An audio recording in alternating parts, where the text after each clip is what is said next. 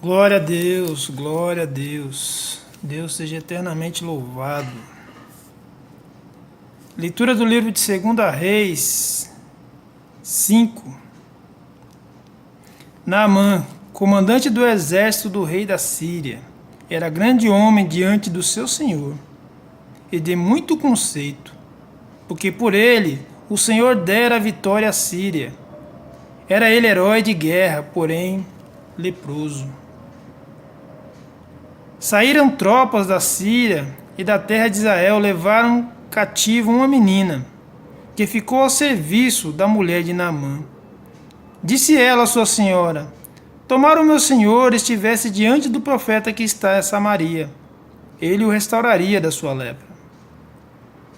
Então foi Naamã e disse ao seu senhor: assim assim falou a jovem que é da terra de Israel. Respondeu o rei da Síria: vai, anda, e enviarei uma carta ao rei de Israel. E partiu e levou consigo 10 talentos de prata, 6.000 siclos de ouro e 10 vestes festivas. Levou também ao rei de Israel uma carta que dizia: logo em chegada a ti esta carta, saberás que eu te enviei Naamã, meu servo, para que o cures de sua lepra. Tendo o rei de Israel lido a carta, rasgou suas vestes e disse: acaso sou eu, Deus, com poder de tirar a vida ou dá-la, para que este envie a mim um homem para que eu cure de sua lepra? Notai, pois, e veja que ele procura um pretexto para nos atacar. Ouvindo, porém, Eliseu, homem de Deus, que o rei de Israel rasgara as suas vestes, mandou dizer ao rei: por que rasgaste tuas vestes? Deixai-o vir a mim, e saberá que há profeta em Israel. Veio, pois, Naamã com seus cavalos e seus carros e parou à porta da casa de Eliseu. Então Eliseu lhe mandou o mensageiro, dizendo: vai, lava-te 7 vezes no Jordão, e tua carne ficará restaurada e ficará limpo. Naamã, porém, se indignou e se foi, dizendo: pensava eu que sairia a ter comigo, colocaria em pé, invocaria o nome do seu Deus, moveria a mão sobre o lugar da lepra e restauraria o leproso. Não são porventura Abana e Farpá, rios de Damasco, melhores do que todas as águas de Israel? Não poderia eu lavar-me neles e ficar limpo?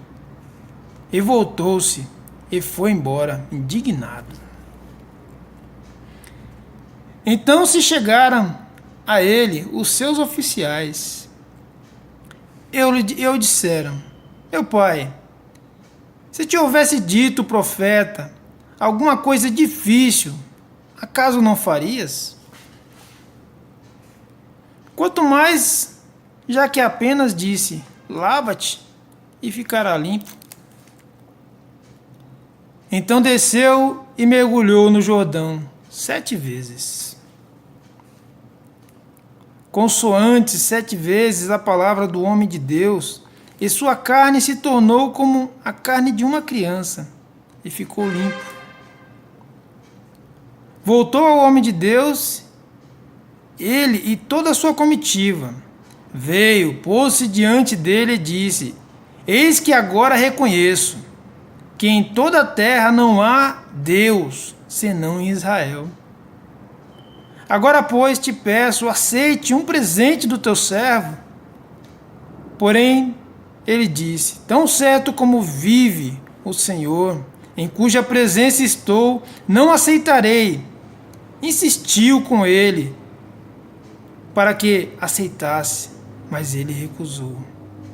Disse Naamã: se não queres peço-te que ao teu servo seja dado levar uma carga da terra de 2 mulos, porque nunca mais oferecerá este teu servo holocausto, nem sacrifício a outro Deus, senão ao Senhor. Nisto, perdoe o Senhor, o teu servo, quando meu senhor entrar na casa de Rimom para ali adorar. Ele se encostar na minha mão, eu também me tenha de encurvar na casa de Rimom. Quando assim me prostrar na casa de Rimom, nisto perdoe o Senhor, o teu servo.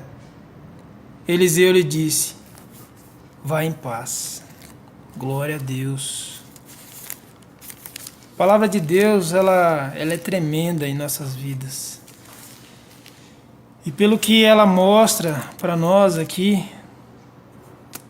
ela mostra que muitas vezes procuramos que a resposta venha de alguém ou de algo que esteja acima, ou que esteja sempre num cargo superior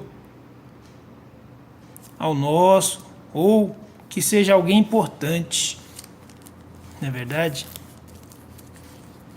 Olha só a história de Naamã. Na casa dele tinha uma menina que era escrava, estava cativa na casa de Naamã. Ela poderia muito bem nem ligar. Ele está leproso, o problema é dele. Mas não, ela é uma serva do Senhor. Ela não tem mágoa, não tem rancor. Ela não olha para aquele que a fez cativa como inimigo ou um malfeitor. Enquanto ela tem bondade no coração dela, ela vai querer sempre o bem, seja lá de quem for. E ela vendo aquela situação do seu senhor ali, do esposo da sua senhora, ela vai: se o meu senhor estivesse na Samaria, lá tem um profeta que o restauraria de sua lepra. Olha só. Aí ele vai e comunica ao rei. O rei manda uma carta para o rei de Israel. O rei de Israel fica com medo, né? Achando que ele está procurando um pretexto para atacar a cidade. Olha só, irmãos, aí ele chegando, aí Eliseu pede para ele vir. Manda ele vir, não tenha medo não, manda ele vir, não rasgue suas vestes não, manda ele vir que ele vai saber que há um profeta em Israel. E ele chegando na casa de Eliseu, Eliseu não sai para atendê-lo. Manda o seu criado. Seu criado vai lá e fala com ele. Naamã, sendo um comandante, ele achou que o profeta ia sair para ele ser o comandante, então ele ia falar diretamente com o profeta. Mas não, saiu o servo. E saindo o servo, Naamã se indignou, porque ele queria falar com o profeta, não queria falar com o servo. Ele não queria saber de servo. Servo tinha tudo quanto é lugar, mas ele achava que para ele ter uma resposta de alguma coisa que poderia acontecer de bom para ele, tinha que vir de alguém que tinha uma patente alta, né? E o servo não servia. Por isso ele pegou as coisas dele.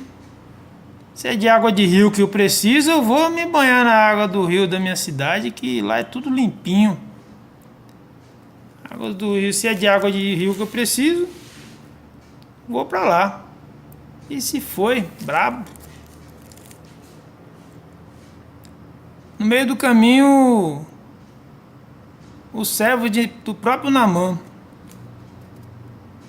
fala para ele: se o profeta tivesse mandado fazer algo difícil, não faria, que dirá algo tão simples. Aí ele concordou e fez de acordo com que a palavra de Deus foi mandada pelo profeta. E no sétimo mergulho, assim como a palavra foi dita, a carne dele ficou limpa de toda a sua lepra. Aí ele volta querendo oferecer presentes. Olha só como que é as coisas, né? Ele voltou querendo oferecer presentes porque ele estava agradecido. Ele queria agradecer de alguma forma. Ele queria dar os presentes. Mas como a palavra de Deus a gente não vende e nem troca, a gente apenas dá. Deus manda, a gente dá. De graça recebeste, de graça dai. É isso que a palavra nos ensina. Eliseu falou: tão certo como vive o Senhor e na presença de qual eu estou, não aceitarei presente algum. E mesmo assim Naamã insistiu, porque ele estava muito agradecido. Ele estava restaurado de sua lepra. E Eliseu recusou. Aí ele pediu para levar a mula cheia de terra. Ele não ia mais queimar incenso para nenhum outro Deus a não ser o Deus de Israel. Ainda pediu para que Deus perdoasse quando ele entrasse na casa de Rimom, na casa de um outro Deus, que não é o Deus verdadeiro. E ali ele fosse obrigado, né? Que o rei ia se encurvar e tocava na mão dele para ele se encurvar também. Ele pediu para que Deus o perdoasse, porque ele ia estar fazendo aquilo ali não para adorar ninguém, mas por obediência ao Senhor dele, que ele servia ali, ao rei dele, né? Então, meus irmãos, a palavra ela nos mostra que muitas vezes a gente vai na igreja, aí é dada oportunidade a alguma outra pessoa que não é o pastor, não é o ancião, não é o líder daí, não é o líder da igreja. E a palavra vem de uma coluna da igreja que está ali, ó. Há tanto tempo Deus usa aquela pessoa, aquela serva, aquele servo. Por não ser o líder da igreja que está professando, muitas vezes não aceitamos, né? Achamos que não, tem que vir dali do líder. É o líder que tem que professar a palavra. Não sendo ele, não serve. E não é assim que funciona, né? A palavra nos mostra que Deus age na simplicidade, na humildade, na honestidade. E Deus sonda todos os corações. Todos os corações. Ele conhece todos os corações. E Ele usa toda sorte de pessoas, toda, para realizar a sua obra. Independente de quem seja, Ele usa. Ele usa quem Ele quer, quando Ele quer e na onde Ele quiser, para fazer com que a sua obra seja realizada. Independente de quem seja, muitas vezes até pessoas que não professam a mesma fé que a nossa. Do nada a pessoa vem e fala alguma coisa porque Deus tocou no coração daquela pessoa. E Deus tocando no coração, ele tem que obedecer. Deus toca e fala, vai lá e fala. Não tem aquele que recusa. As pessoas às vezes que falam, não sabem nem o porquê falou aquilo, mas falou. Então, irmãos, a gente temos que nos atentar a isso, prestar atenção nesse detalhe que Deus age em nossas vidas. Não adianta a gente ficar focado em títulos ou cargos, que o que Deus preparou para nós não é isso. Muitas vezes a palavra vem e vem de pessoas simples, que é assim que Deus age, nas simplicidades, é o que Ele quer. Ele quer simplicidades, amor e verdade. Ele não quer nenhum robô. Ele não quer algo mecânico. Que a pessoa fica ali, focada somente naquilo. Ele quer que tenhamos foco sim, mas em Jesus. Muitas vezes na casa de Deus, ali, no templo de oração, casa de oração, que foi o nome que foi dado por Jesus, a minha casa será chamada casa de oração. Encontramos tantos irmãos que cometem tantos erros. Por quê? Por que isso? Dentro da casa de Deus. Porque somos falhos. Somos seres humanos, nós pecamos dormindo, que dirá acordado. E se a gente for ficar procurando erros, ou defeitos, ou imperfeições, vamos encontrar. E no mundo, infelizmente, o que eu ouvi esses dias minha filha falando, que as pessoas se reúnem muito mais fácil, é muito mais fácil reunir um bando de pessoas para fazer o mal do que para fazer o bem. Quando alguém está fazendo maldade com outra pessoa, é mais fácil aparecer mais pessoas ainda para fazer o mal do que para fazer o bem. Então, por que não dobrarmos nosso joelho e clamar a Deus? O poder da oração é tremendo. Ele ouve todos aqueles que têm fé, acredita de verdade, que não duvida. A oração que temos que fazer é nos momentos que a gente tiver em qualquer lugar que tivermos. Jesus falou: entre no seu quarto, feche a porta e fale com o Pai que está em secreto, e Ele te ouvirá e te atenderá. Então, irmãos, uma coisa também que eu gostaria muito de pedir a todos os irmãos, a todos, independente da religião, ore. Ore por todos. Ore pelo nosso país, ore pelo mundo que vivemos, que estamos aqui de passagem, mas ore. Porque oração tem poder.